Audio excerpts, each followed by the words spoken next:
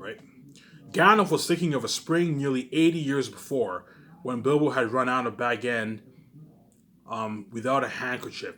His hair was perhaps whiter than it had been then, and his beard and eyebrows were perhaps longer, and his face more lined with care and wisdom, but his eyes were as bright as ever, and he smoked and blew smoke rings with the same vigor and delight. That's where Peter Jackson got the idea of Gandalf smoke blowing that smoke of the ship before his party. Obviously, that's where Peter Jackson got the idea of Gandalf blowing smoke. Obviously, right? He was smoking now in silence, for Frodo was sitting still, deep in thought. Even in the light of morning, he felt the dark shadow of the tidings that Gandalf had brought. At least he broke the silence. Last night you began to tell me strange things about my ring, Gandalf. So Gandalf arrives to Frodo's house 9 years later. So for the first 8 years, Gandalf. For the first 8 years, Gandalf what? For the first 8 years, Gandalf arrives back and forth. He leaves and comes back and forth. And then Frodo doesn't see him until 9 years later, which is 17 years. Then Gandalf comes back 17 years later, 9 years later, or 17 years, whatever, 9 years later, right? And then they sit down, they stay over, they talk overnight, and then the next day, right? Gandalf sits down. Obviously, Gandalf sits down having a smoke in the morning. Obviously, even in the light of morning, he felt the dark shadow the tidings that Gandalf had brought. At last, he broke the silence. Last night, so this is the next day. Obviously, last night you began to tell me strange things about my ring. Now, this is when it gets interesting. He said, and then you stopped because you said that much matters were best left until daylight. Don't you think you had better finish now? You say the ring is dangerous. Far more dangerous than I guess. In what way? So remember when Gandalf, when in chapter 1, when Gandalf told Frodo, "Hey, whatever you do not play around with that ring. Do not." Gandalf before knew the ring had powers, obviously. Hence why he warned Frodo, "Do not put it on, disappear," because there's powers beyond the world that Gandalf doesn't understand. But now that Gandalf got information about the ring, now Gandalf is telling Frodo, "Look, the ring is dangerous," and Frodo wants to know more about the ring, obviously, because the ring is very powerful and it can possess people, obviously. Right? Don't you think you better? So right. And then you stopped because you said that such matters were best left until daylight. So Gandalf spoke to Frodo about the ring at nighttime. They spoke all night, and he told Frodo, "It's best I tell you about the ring when it's daytime." I guess because, I don't know, talking about the ring at nighttime is freaky or something like that. It's freaky to talk about the ring at nighttime because the ring is evil. It's powerful, obviously, right? Don't you think you had better finish now? You say the ring is dangerous, far more dangerous I can guess. In what way? In many ways, answered the wizard. So now Gandalf was more knowledgeable about the ring, obviously, because he did his research during the years, obviously, right? In many ways, answered the wizard. It is far more powerful than I ever dared to think at first. So Gandalf before knew the ring was powerful and had powers, but he didn't know it was the one ring to rule them all, the one ring that Sauron possessed. That's the most powerful ring in Middle Earth, obviously. Right? In many ways, answered the wizard, it is far more powerful than I ever dared to think at first. So powerful that in the end it would utterly overcome anyone of mortal race who possessed it. It would possess him. So now Gandalf is telling Frodo, look, the ring is so powerful it can possess mortal man, and it can possess what? It can possess the bearer, obviously. In Eregion, long ago, many elven rings were made, magic rings as you call them, and they were of course of various kinds, some more potent and some less. The lesser rings were only essays in the craft before it was full grown, and to the elven smiths they were but trifles, yet still to my mind dangerous for mortals. But the great rings, the rings of the power, they were perilous. So now Gandalf is talking about the different rings that the elves held and all that stuff, right? A mortal, Frodo, who keeps one of the great rings does not die, obviously. But he does not grow or obtain more life. He merely continues until it lasts every minute of his weariness. And if he often uses the ring to make himself invisible, he fades. He becomes in the end invisible permanently and walks in the twilight under the eye of the dark power that rules the ring. So Gandalf's telling Frodo, look, the bearer who puts on that ring, when he puts on that ring, the eye of Sauron can what? The eye of Sauron, they're under the eye of the dark power of Sauron, obviously. Sauron can see you, obviously. Hence, the ring is evil, obviously. Hence, now Gandalf knows that when you put on that ring, the eye of Sauron can see you, obviously, and the enemy can see you. They can sense where you are, obviously. Whereas before, he didn't know about that. He knew the ring had powers before, right? But he didn't know how powerful the ring really was. He didn't know it was the one ring to rule them all. He didn't know it was the one ring that Sauron possessed, obviously. Right. I don't know, I'll read up to page, I don't know, 66 or something like that, and I'll end it, because I only have like 30 minutes left on my phone. I don't know if I can go for 8 more pages here. So I might have to cut this. I'll read a good up to 67 or something like that. And this part's interesting, because this is when Gandalf tells Frodo about the ring, obviously, right? And again, a lot of this is not in the movie, obviously. Yes, sooner or later, if he's strong or well-meaning to begin with, but neither strength nor good purpose will last, sooner or later the dark power will devour him. So Gandalf is telling Frodo, look, the power of the ring, the dark power of the ring could devour the bearer, obviously. How terrifying, said Frodo. There was another long silence. The sound of Sam Gamgee cutting the lawn came in front of the garden. How long have you known this? Asked Frodo at length. And how much did Bilbo know? Bilbo knew no more than he told you, I am sure, said Gandalf. He would certainly never have passed on to you anything that he thought would be in danger, even though I promised to look after you. So Bilbo was pretty much ignorant about the ring. He thought the ring was just some ring to make you invisible and make you age longer, obviously. But Gandalf was pretty much telling Frodo, look, Bilbo was pretty much just as ignorant as you, as he wouldn't have left the ring to you if he knew the ring was evil. He wouldn't have left the ring to Frodo if he knew the ring was evil, obviously. Even though I promised to look after you, he thought the ring was very beautiful, obviously. So he thought the ring was some beautiful gift, obviously, right? And very useful at need, like make him disappear, right? And if anything was wrong or queer, it was himself. He said that it was growing on his mind, and he was always worrying about it. But he did not suspect that the ring itself was to blame. Though he had found out that the thing needed looking after, it did not seem always of the same size or weight. It shrank or expanded in the odd way. Remember how I told you how whoever bears the ring shrinks to the hand bearer's size. So Sauron has a huge hand, but when he sealed or took the ring shrank to his hand size. When Bilbo took the ring shrank to his hand size, because the ring is a powerful, magical ring, obviously. Right? Shrank expanded in an odd way, and might suddenly slip off a finger where it had been tight, obviously. Yes, he warned me of that in his last letter, said Frodo. So I've always kept it on his chain. Very wise, said Gandalf, but as for his long life, Bilbo never connected with the ring at all. He took all the credit for that to himself, and he was very proud of it, though he was getting restless and uneasy. Thin and stretched, he said, a sign that the ring was getting control. How long have you known all this? Asked Frodo again. Known, said Gandalf. I have known much that only the wise know, Frodo. But if you mean know about this ring, well, I still do not know, one might say. There is a last test to make, but I no longer doubt my guess. When did I first begin to guess, he mused, searching back in memory. Let me see. It was in the year that the White Council drove the Dark Power from Mirkwood, just before the Battle of the Five Armies, that Bilbo found the ring.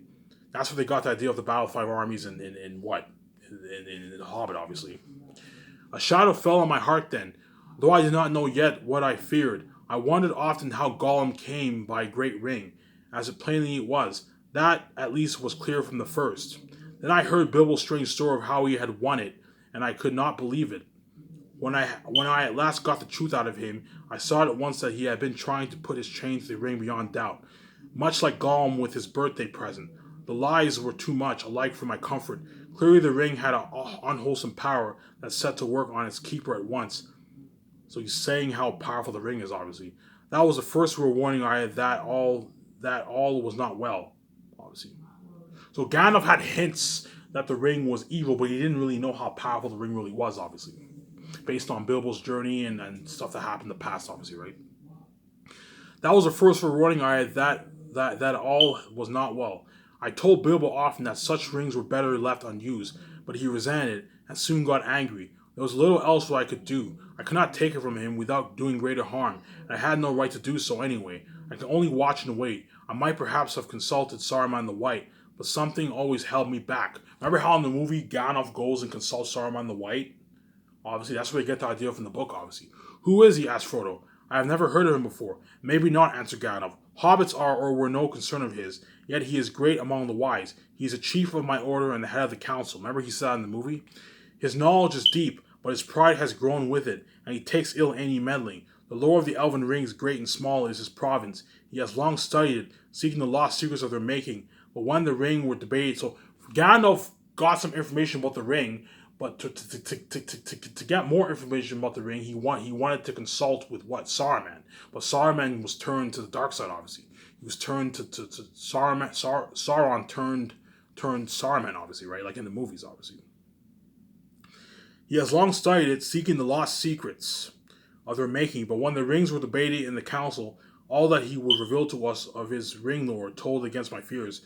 So doubt slept, but uneasily still I watched and I waited, and all seemed well with Bilbo, and the years passed. Yes, they passed, and they seemed not to touch him. He showed no sign of age, so he's talking about the effects of the ring, obviously. How Bilbo never aged, you know what I'm saying? That kind of stuff when he had the ring. The shadow fell on me again, but I said to myself, after all, he comes off long-lived family on his mother's side. There is time yet. Wait. And I waited until that night when he left his house. He said and did things that filled me with fear that no words of Saruman could allay. I knew at last that something dark and deadly was at work, and I've spent most of the years since then in finding out the truth of it. There wasn't any permanent harm done, was there? Asked Frodo anxiously. He would get all right in time, wouldn't he? Be able to rest in peace, I mean. Right. He felt better at once, said Gandalf. But there is only one power in this world that knows all about the rings and their effects. As far as I know, there is no power in the world that knows all about hobbits. Among the wise, I am the only one that goes in for hobbit lore, an obscure branch of knowledge with full surprises. Soft as butter they can be, and yet sometimes as tough as old tree roots. I think it likely that some would resist the rings far longer than most of the wise will believe. I don't think you need to worry about Bilbo. Of course, he possessed the ring for many years and used it, so it might take a long while for the influence to wear off before it was safe for him to see it again, for instance. So the ring is so powerful that after Bilbo left the ring to Frodo, Gandalf saying it's gonna take years for Frodo to recover from the ring. Hence why Frodo went to the Undying Lands, because he couldn't recover from the ring. The ring had lasting effects on Frodo. So hence why Frodo had to go to the Undying Lands to get to have peace. He needed the peace, obviously. He said the burden of the ring is still on me. He had to leave the Shire at the end of Return of the King, right? Of course, he possessed the ring for many years. Hence why Bilbo went with Frodo too, because Bilbo had the ring too, obviously. Of course, he possessed the ring for many years and used it, so it might take a long while for the influence to wear off before it was safe for him to see it again, for instance.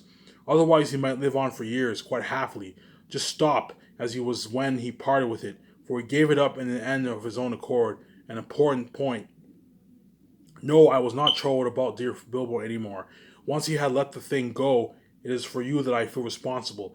Ever since Bilbo I left, I have been deeply concerned about you, and about all these charming, absurd, helpless hobbits. It would be a grievous blow to the world if the Dark Power overcame the Shire. So Gandalf is worried about Frodo, the ring overtaking the Shire and all stuff, right? He's worried about the effects of what the ring can do to Frodo and what the ring can do to the Shire. Obviously, Gandalf is worried about Frodo. Obviously, right. So ever since Bilbo left, I have been deeply concerned about you and about all these charming, absurd, helpless hobbits. It will be a grievous blow to the world if the Dark Power overcame the Shire. If all your kind, jolly, stupid Bolgars, Hornblowers, Boffins, Bracegirdles, and the rest, not to mention the ridiculous Bagginses, became enslaved. Frodo shuddered. But why should we be? He asked. And why should we want such slaves? To tell you the truth, replied Gandalf, I believe that hitherto, mark you, he has entirely overlooked the existence of hobbits. You should be thankful, but your safety has passed. He does not need you. He has many more useful servants, but he won't forget you again. And hobbits as miserable slaves would praise him far more than hobbits happy and free. There is such a thing as malice and revenge. Revenge, said Frodo. Revenge for what? I still don't understand what all this has to do with Bilbo, myself, and our ring. It has everything to do with it, said Gandalf. You do not know the real peril yet, but you shall. I was not sure of it myself when I was last here. See, Gandalf wasn't sure about the powers and the effects of the ring when he last saw Frodo, obviously. But now, because he got some information when he left. Now he what? Now he knows the kind of power that the ring possesses, and he's worried about Frodo, obviously, and the Shire and the innocent hobbits and all that stuff, right? It has everything to do with it, so Gandalf. So Frodo's saying, "What the heck does this powerful ring have to do with me?" And Gandalf's saying, "Look, you're the ring bearer. It has everything to do with you. You're the bearer of the ring, obviously." And Sauron has his what? Sauron has his what? He has his forces who want to look for the ring, obviously. It has everything to do with this, said Gandalf. You do not know the real peril yet, but you shall. I was not sure of it myself when I was last here, but the time has come to speak. Give me the ring for a moment. Frodo took her from his breeches pocket, where it was clasped to a chain that hung from its belt. He unfastened it and handed it slowly to the wizard. It felt suddenly very heavy, as if either it or Frodo himself was some way reluctant for Gandalf to touch it. Gandalf held it up. It looked to be made of pure and solid gold. Can you see any markings on it? That's in the movie, obviously, he asked. No, said Frodo. There are none. It's quite plain, and it never shows a scratch or sign of wear. Well, then look, to Frodo's astonishment, and the distressed wizard threw it suddenly into the middle of a glowing corner of the fire. Frodo gave a cry, groped for the tongs. But Gandalf held him back. Again, this is not in the movie, obviously, right? Wait, he said in a commanding voice, giving Frodo a quick look from under his bristling brows. No apparent change came over the ring. After a while, Gandalf got up, closed the shutters outside the window, and drew the curtains. The room became dark and silent, though the clack of Sam's shears, now near to the windows, could still be heard faintly from the garden. So Sam is eavesdropping, obviously, just like in the movie, obviously, right? For a moment, the wizard stood looking at the fire. Then he stooped and removed the ring to the hearth with the tongs, and at once picked it up. Frodo grasped. It's quite cool, said Gandalf. That's in the movie. Take it. Frodo received it on his shrinking palm. It seemed to have become thicker and heavier than ever. Hold it up, said Gandalf, and look closely. Yeah, so at page 70, I will end it here. So I only have 4 more pages left, and I'll end it. And I'll end the video here. As Frodo did so, he now saw fine lines, finer than the finest. This is the Elvish word. You know the Elvish wordings on the ring? It's written here. This is when Frodo sees the Elvish ring. So at first when Gandalf and Frodo look at the ring, they don't see any markings.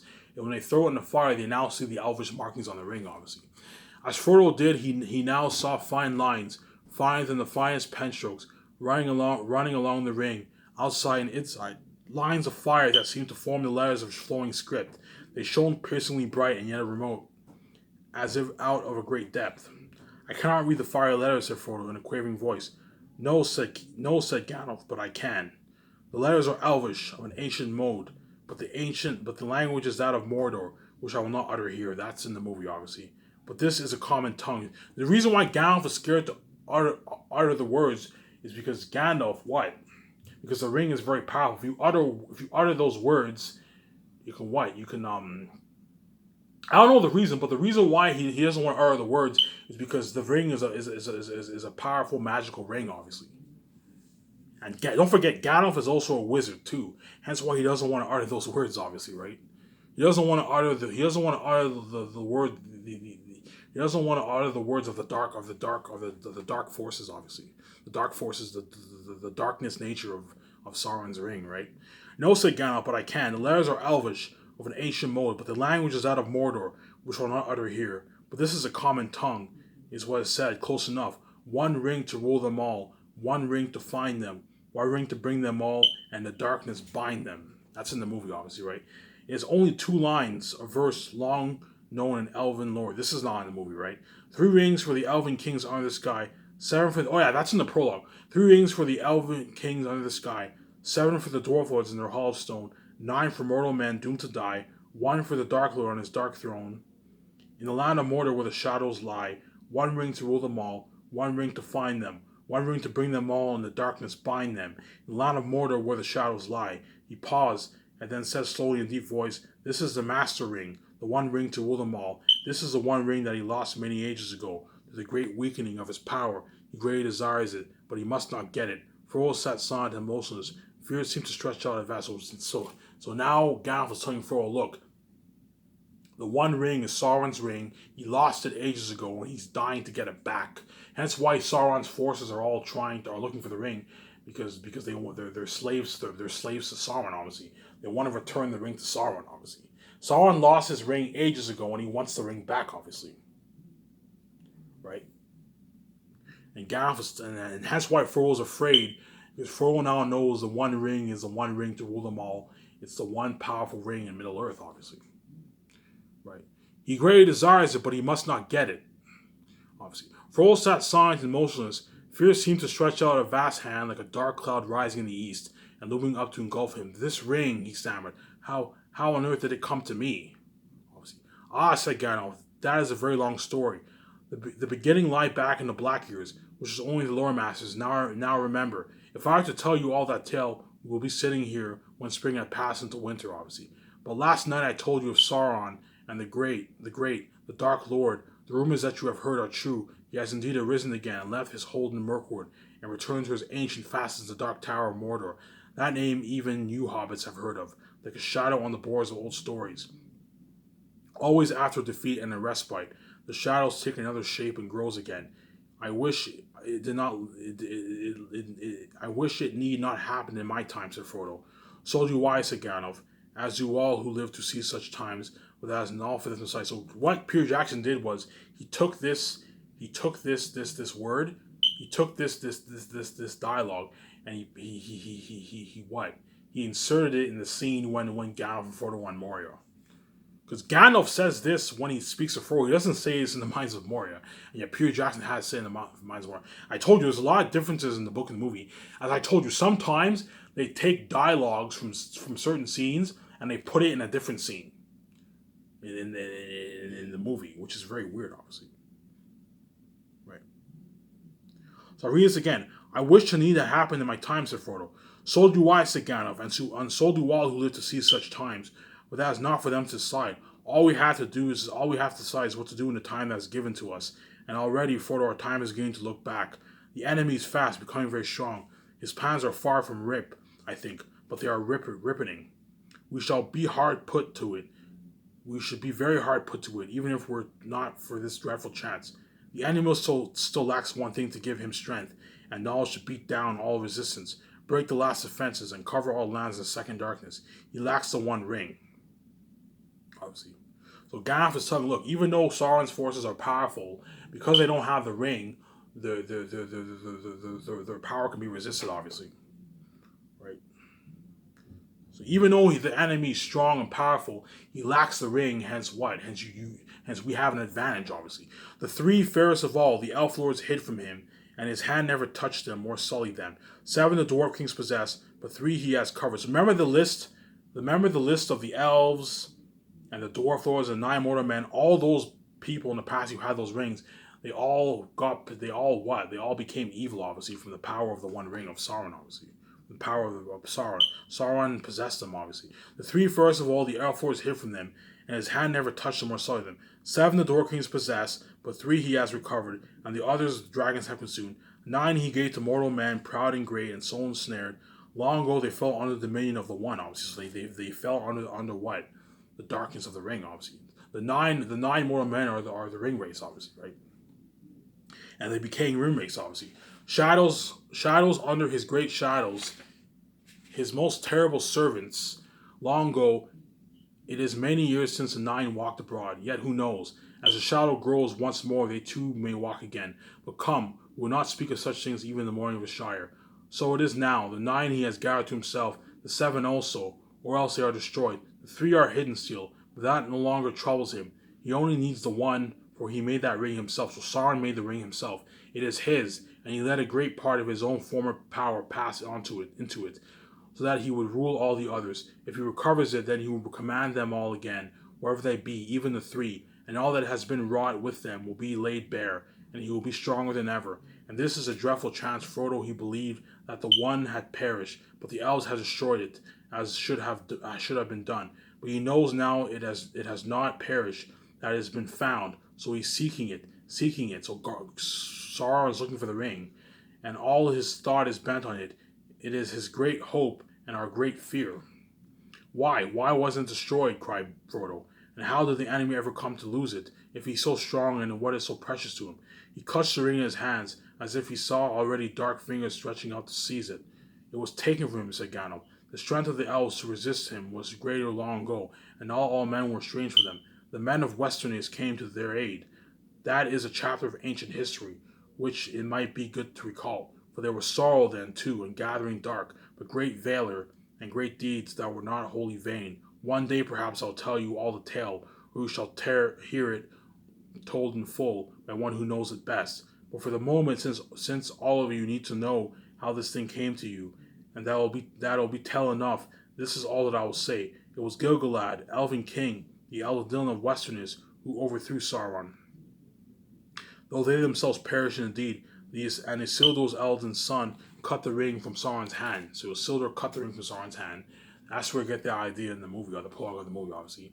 From Sauron's hand, and took it for his own. Then Sauron was vanquished, and his spirit fled, and was hidden for long years until his shadow took shape again in Mirkwood. So Sauron's body perished, but his spirit still lives within the ring, whatever it is, right?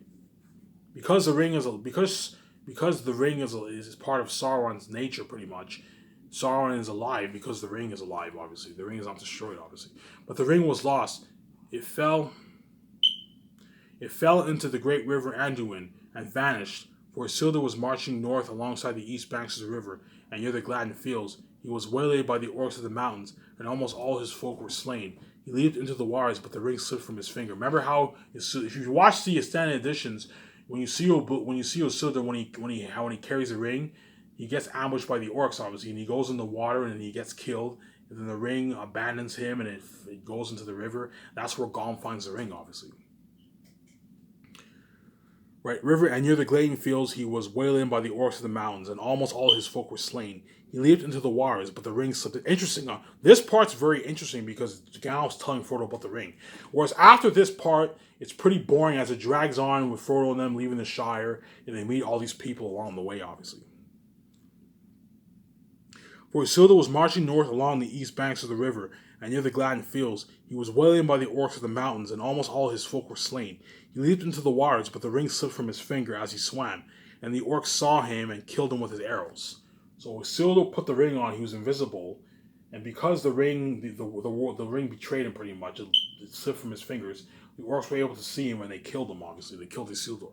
Gandalf paused, and there in the dark pools amid the Gladden fields, he said, "The ring passed out of knowledge and legend, and even so much of its history is known now only to a few, and the council of the wise will discover no more. But at last I can carry on the story, I think.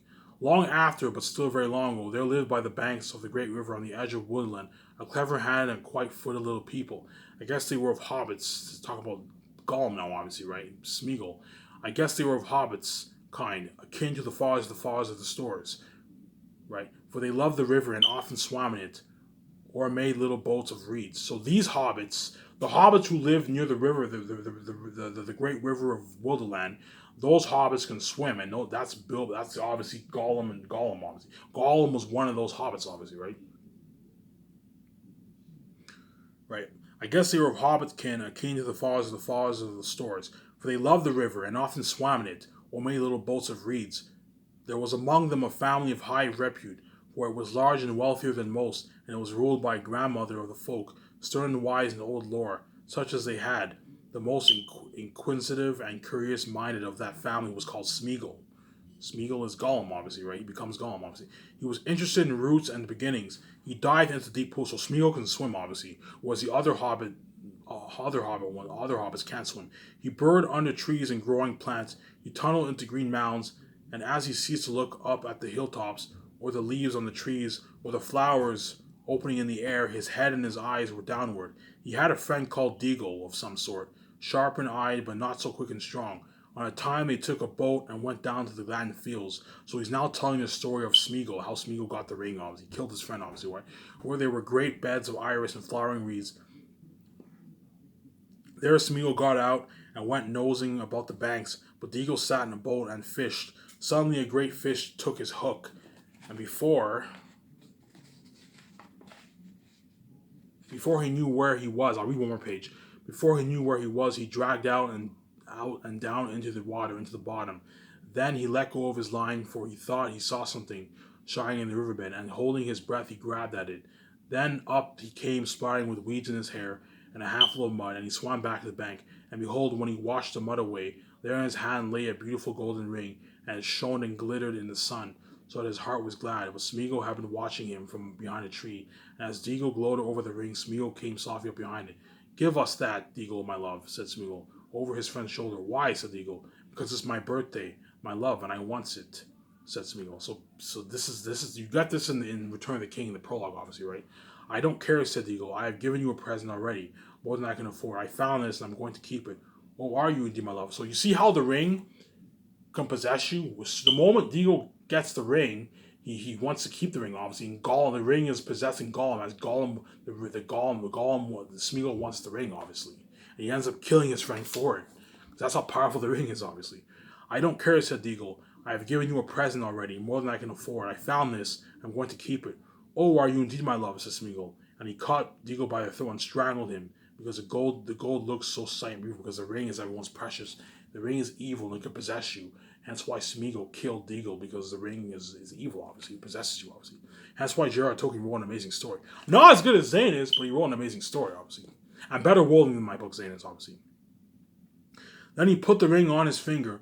No one ever found out what had become of Deagle. He was murdered far from home, and his body was cunningly hidden. But Smeagol returned alone, and he found that none of his family could see him when he was wearing the ring. He was very pleased with his discovery, and he concealed it. So just like Bilbo concealed the ring, Smeagol also concealed the ring. He was very pleased with his discovery, and he concealed it, and he used it to find out secrets, and he put his knowledge to crooked and malicious uses.